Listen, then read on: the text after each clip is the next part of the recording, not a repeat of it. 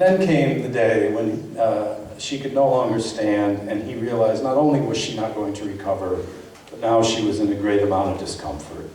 And so he called my other brother, Jed, and he said, could you come over, bring your deer rifle, and put this poor cow out of her misery? And my brother Jed said, yeah, I'll be right over. So my brother Jed comes over, and he walks up in the manger with the deer rifle. He dispatches the cow. Then, of course, they have to get the dead cow out of the barn.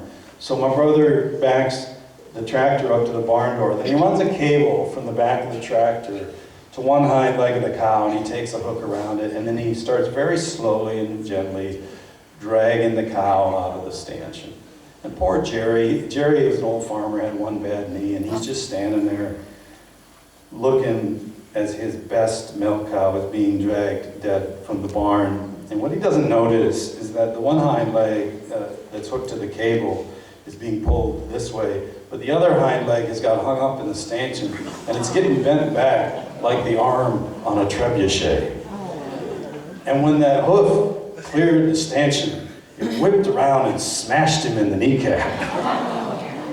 So he's bouncing around on one leg. He's got tears streaming down his face. And my brother Jed says, "You gonna be all right?"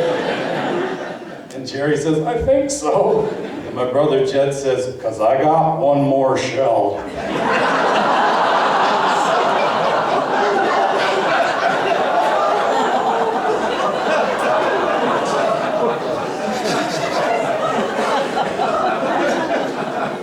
So anyways, my brother John has called to tell me that basically when that grinder blew up, a hunk of it flew off and basically shot him in the neck. Or as he put it, "Yeah, got me right in the gozzel." I hadn't heard the word gozzel in the longest time. And I said, "Well, where are you calling me from?" And he said, "Oh, the parking lot at Farm and Fleet."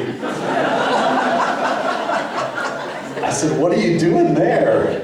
And he said, "I'm gonna go in and get me one of them full frontal face masks." Pretty sure that's not what it says on the box. He says, "Yeah, everybody always told me if you're gonna use one of them grinders, you should always wear a full frontal face mask. I always thought that was kind of silly, but this has been a behavior-altering experience." So of course I'm just send 45 minutes to spare. I'm gonna get to questions now. I'm gonna read just one short piece here from Roughneck Grace. One of the cool things is about doing what I do is I do get to go on book tour. Most of my book tours is just me in a 14-year-old Toyota van with 3 out of 4 hubcaps and a box of books, staying at the Super 8 in Janesville after totally rocking the public library. But every once in a while, about every third year, I'll have a new book come out, and my publisher sends me on a West Coast tour, and in those cases, I get to fly. And it's revealing, you know, those people in New York, they got no idea what we're doing here. They can't find us on a map. And everyone chuckles, but it's true. This has happened to me twice with 2 different Manhattan publicists. I get a call. They say, "Mr. Perry, we have your tour all set up. Your flight leaves Milwaukee at 10 a.m. on Tuesday." And I say, "Well, hold it right there. Make your hand into a map of Wisconsin. Don't forget Door County." I tell them, "This right here, this is the New Auburn / Fall Creek area. Drive 4.5, 5 hours depending on traffic. That's the Milwaukee airport. Now going back up to the New Auburn / Fall Creek area, drive 1.5 hours due west, Minneapolis, St. Paul. They have an airport there with airplanes that go all over the world." And twice, from 2 separate publicists, I had the exact same answer. There was a little pause, and then the publicist said, but you live in Wisconsin." And And I said, yeah, and we have an open border agreement with Venezuela.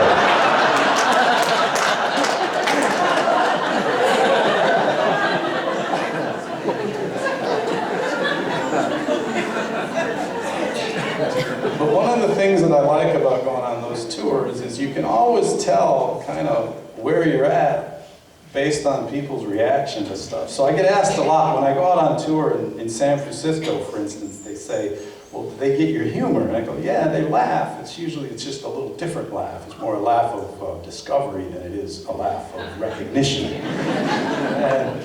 And of course, when I go out there, I always get the minute they hear you're from Wisconsin, they go, oh, the frozen tundra. And I go, well, you know, we do have summer. It's called 6 weeks of mosquitoes. And there is no denying that much of our knowledge is temperature-based. There's no getting around that. And so I do share some of that stuff with them. Like, for instance, one of the things I always tell the people on the West Coast, I'll say, well, at the end of summer, where I'm from, we don't take our beach towels and fold them up and put them away in the closet. We roll them up and we put them down along the bottom of the kitchen door.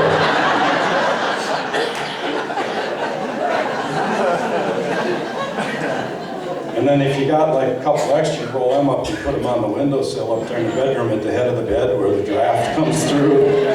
It's hard to get a rolled up beach towel to balance on a windowsill, but by the third night it's froze right to the glass. I tell them, and I don't mean to be off color, but you've all heard this one anyway. I mean, I tell them the old chestnut, you know, don't eat the yellow snow. But I tell them also, I say, don't eat the maroon snow neither, because that's hydraulic fluid, and that stuff shoots right through you. But I do feel some responsibility, though, because we do know important things about the cold, and what if one of those people from San Francisco wound up here in January? We could lose them. So the single most important thing I tell them, and I tell them, I said, if there's just one thing you can know, I say, if you should ever find yourself in Wisconsin, in a Walmart parking lot, in January, and it's 20 below, and a complete stranger walks up to you and says, can you jump me?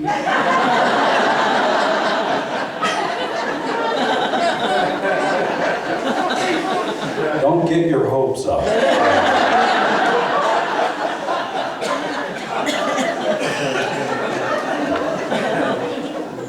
Anyways, I'm just going to read this one little piece because it's a silly little piece, but it's one of my favorites because when I started out on tour, I was quite a ways away from the Midwest and here.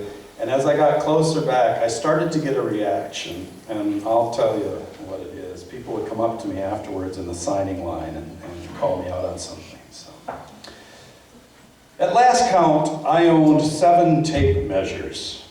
As with reading glasses, you can never find one when you need one. So I buy them in bulk and scatter them everywhere. In order to stretch my tape measure budget, I draw a fine line between quality and economy. Once, while shopping for materials to build a modest hunting shack, I found myself in a well-known home improvement chain store staring at a hot pink tape measure.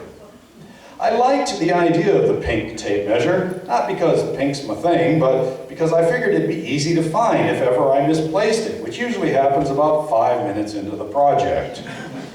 I waffled a bit because the tape measure cost $1.95. And if you buy a 25-foot tape measure for under $2, you're buying junk, and you know it. But then I thought, well, what the heck, because it's not like I need something top of the line, and as a matter of fact, with my limited carpenter skills, a high-end tape measure seems an over-optimistic investment. So I bought the thing. The very first time I tried to use it, while measuring corner to corner to make sure the wall I was building was square, it wasn't. The tape was extended about 8 feet when the tab slipped off the board and the blade retracted. Swoop! It whipped around some at the end there, and because the blade was made of an unidentified metal 1 notch below tinfoil, the force of the retraction put a kink in it. The upshot being that the end of the blade curved up, and every time I hooked it over a board and tried to take a measurement, the end sprung loose and whoop, rolled itself up. The third time this happened, I rose up to my tiptoes and hurled the thing straight down with all the fury I could muster. When it hit the floorboards, the tape measure exploded like a cheap tape measure. The hot pink shell split into two halves. One half flew out into an adjacent overgrown pasture. The other half bounded nearly straight up and landed on the roof of my father's woodshed. The tape, released from the confines of the case, uncoiled with explosive force, flinging itself every which way. I cannot lie, it was a most satisfying result. There are more acceptable ways to handle blind rage, but show me one that pays off with the same level of instant gratification. That's what you get for buying a $1.95 tape measure, I thought, and immediately felt the rage returning. Sure, my fault, but they knew that tape measure was a piece of junk when they put it on the shelf. It was fraudulent at any price. I couldn't find the one half that had bounced into the cow yard, but I got the other off the roof, wrapped the blade around it in a big wad, taped the whole works together into a shattered, twisted bundle, and headed back to the store. When I got there, I went to the customer service counter, looked the nice young lady square in the eyes, held out the clustered remnants, and said 2 words. This broke. She looked at the wad of wreckage, then she looked back at me. Then she dug a $1.95 out of the till. I used the money to buy nails I couldn't hit.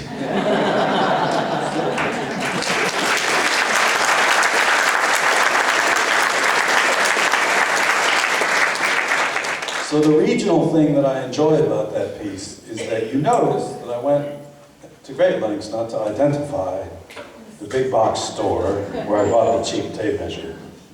Some call it Maynard's. And what's fun about that piece is when I started getting closer and closer to where I came from, I had more than one person come up to me at the signing and they said, hey, that tape measure story you told, there was a lie in there. And I said, yeah, there was. And they said, she didn't give you a $1.95, did she? She gave you a piece of paper that was worth a $1.95. Yeah, Maynard's. All right. So as I said, it's always tricky not to wear you out, but to make sure you get your time. I have one last piece I'll close with, but before I do that, I'll take a little time. I'll stay here as long as you want. If you brought a book you want signed, I'm happy to do that. If you just want to say howdy or ask me a question, I'll do that. Obviously, we do have books for sale, and I'm happy to sign them and that sort of thing. But I'll stay here as long as you like. But for now, I'll just take a few questions. If you had any specifically about population 45 or whatever you want, hair care tips. And if there aren't any, I'll just move on too. So, yes? I'd like to know if you've let your Wisconsin nursing license lapse. Nope. It's still current. I renew it every 2 years. I am still legally licensed to practice nursing in the state of Wisconsin. I said that recently. I did a one-man show in a theater, and I said I am still legally licensed to practice nursing in the state of Wisconsin, and the audience burst into applause. You guys didn't, but...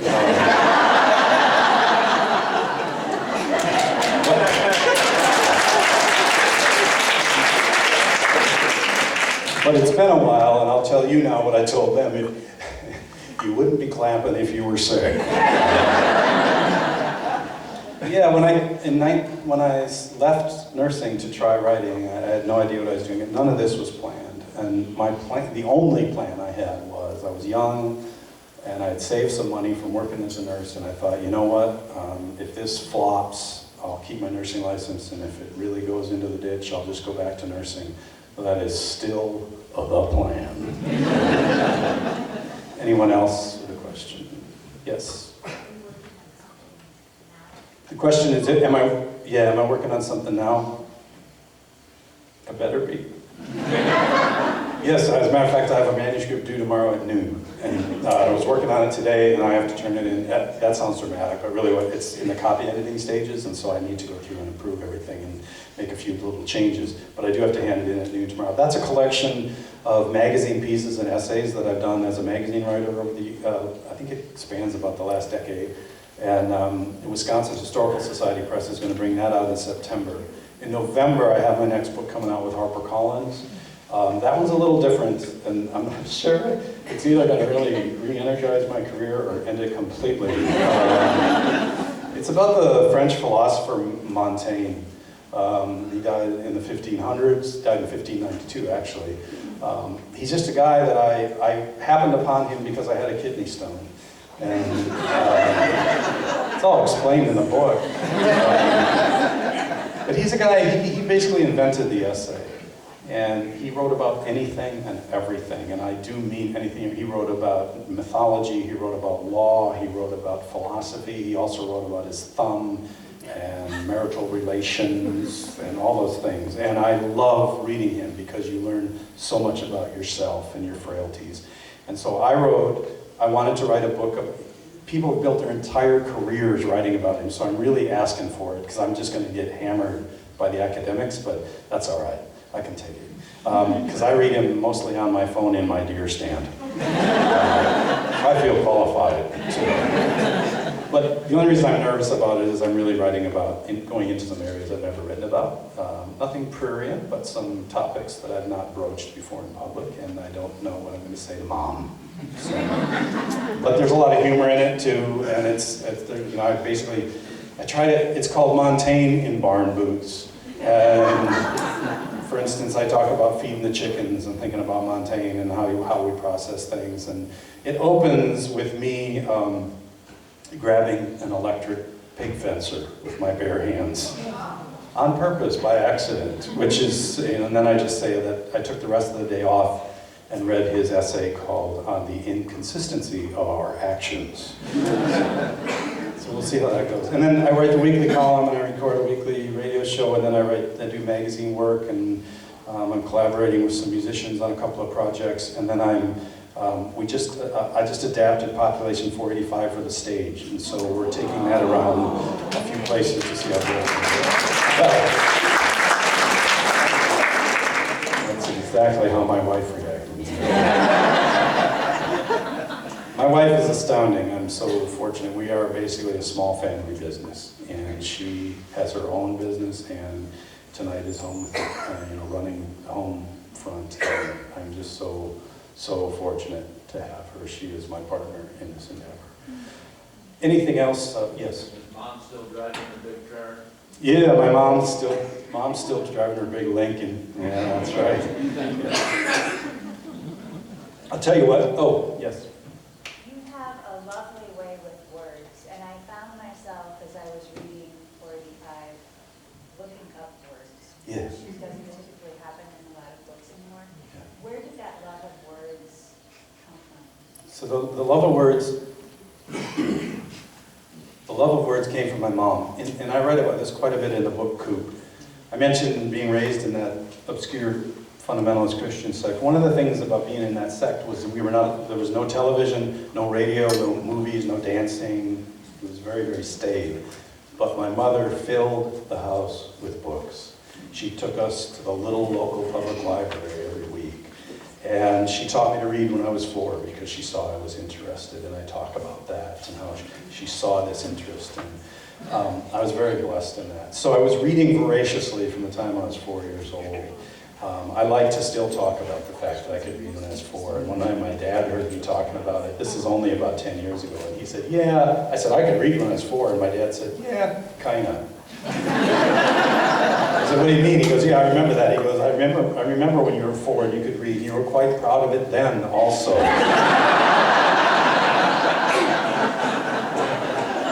And the story he told, which I think is in Coop, that he said, yeah, I took you out to the barn one night, and you were holding my hand, and we walked behind the pickup truck, and he said, and you pointed to the tailgate, you said, Daddy, F-O-R-D,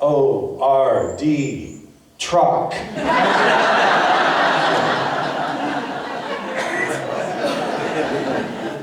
But I think the love of language the other thing is because I never intended to be a writer, the first people who ever suggested to me that someone like me could try for art, as I call it, were people like Steve Earle and Townes Van Zandt. Steve Earle especially was a tremendous influence on me as much as any writer, because I remember raking hay on the John Deere B and listening to Exit Zero and realizing, oh my gosh, you can wear boots and be from Texas and try to make beautiful things.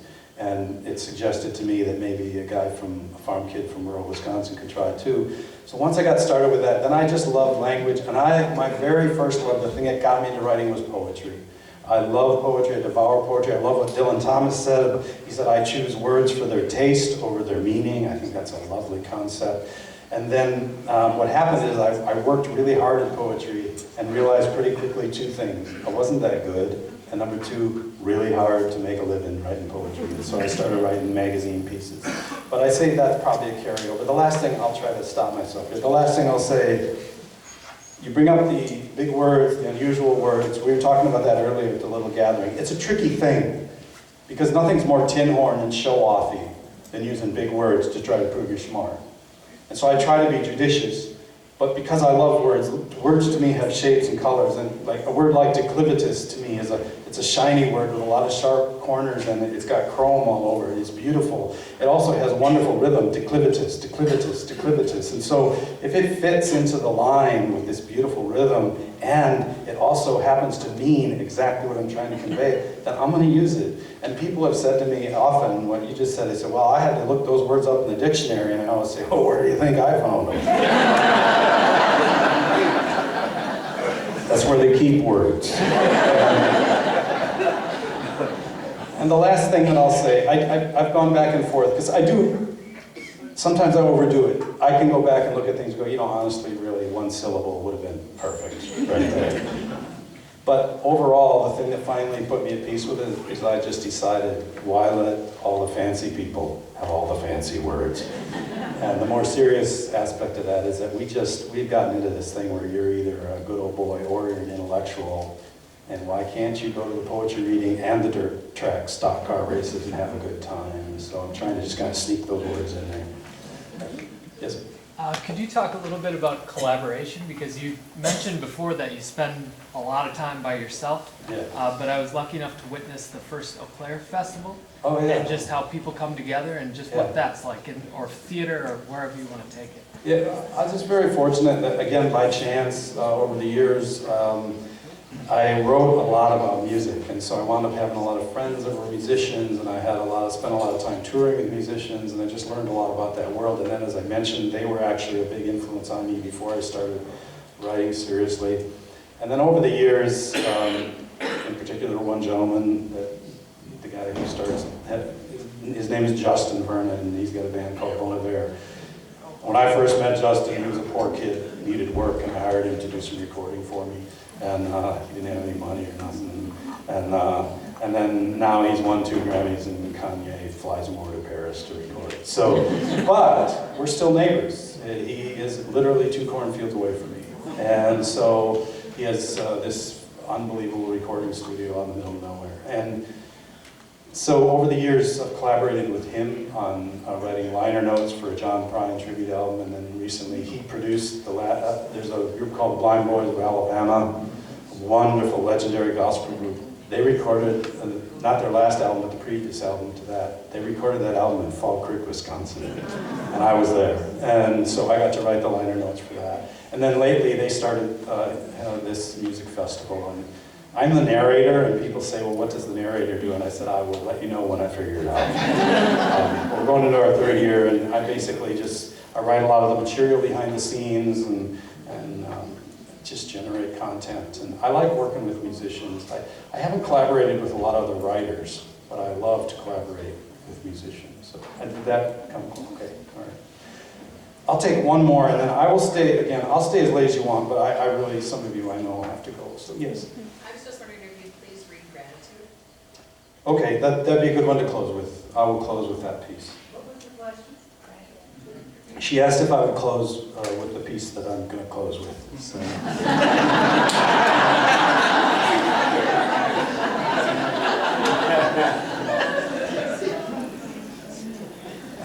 So thank you very much. This is not, I don't thank you just for literature, and thank you so much to all the work that went into this. This is more than just an event. I know when you do a community reads, I'm aware of all the volunteers and all the people who spent their time, and the people who read, and to think that you did all this, I'm humbled by that. I'm very grateful. It's also how I feed my family, and I say that because I mean it. I'm being sincere, but I overdo it, I think, because one time I said, yeah, you know, that's how I feed my family, and, you know, my 16-year-old, she got braces, and afterwards I was signing books, and some woman just came up and just slipped me a 20. She didn't even take it. I said, no, I'm fine. She goes, no. I told my wife about it. She's like, well, maybe you could just do that. And if you want to know more, I have a website called sneezingcow.com, and all the social media stuff is on there. That's from a humor album I did called Never Stand Behind a Sneezing Cow. Really shouldn't have to explain that. All right, thanks so much, and I will close with this piece, Gratitude. It's the last piece in Roughneck Grace. It happens that this essay is being composed in the waning days of December, and thus on the cusp of a new year. I cannot anticipate the state of our hearts as we meet in this moment, but I choose for my subject a word I owe more study, whatever may transpire after I type it. Gratitude. Gratitude. Such a lovely word. Humble and warm. Humble because it's not a word you use if you think you did everything yourself. Humble because no matter how hard you did work at whatever it is you're grateful for, you know, and more importantly, acknowledge there was some luck involved. Warm because gratitude is not compatible with a cold soul. Warm because gratitude radiates like the gentle rays of a heart-sized sun. Gratitude goes softly out and does good works, which generate more gratitude. Gratitude is renewable energy.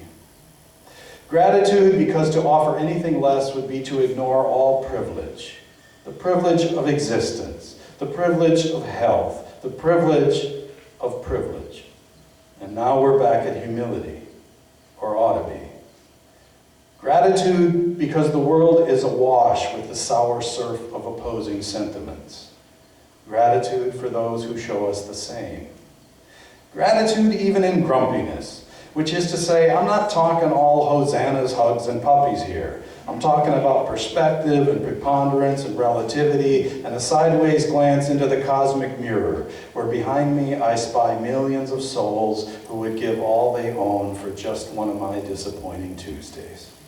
Gratitude as my moral duty. Gratitude because it's so easy. A note, a word. You don't even have to talk. Gratitude can be soundless. You can speak it with your eyes, share it with a smile. Weave it into your works. You can kneel down and offer it up.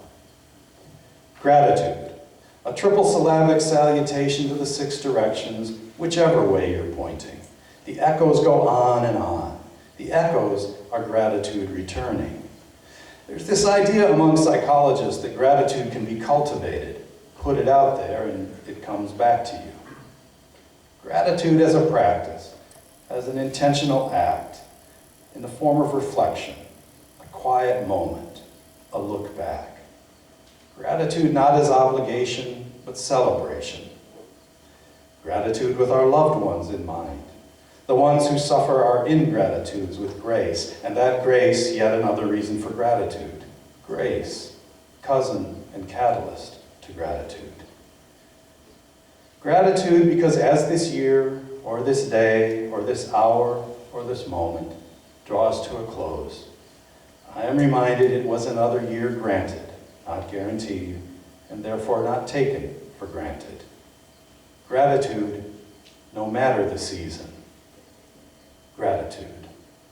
Thank you very much.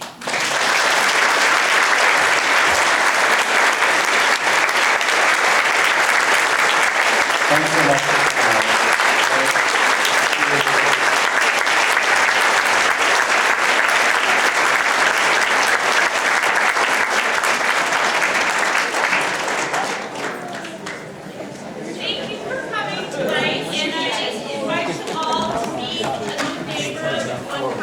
It's right by the time. Still talking?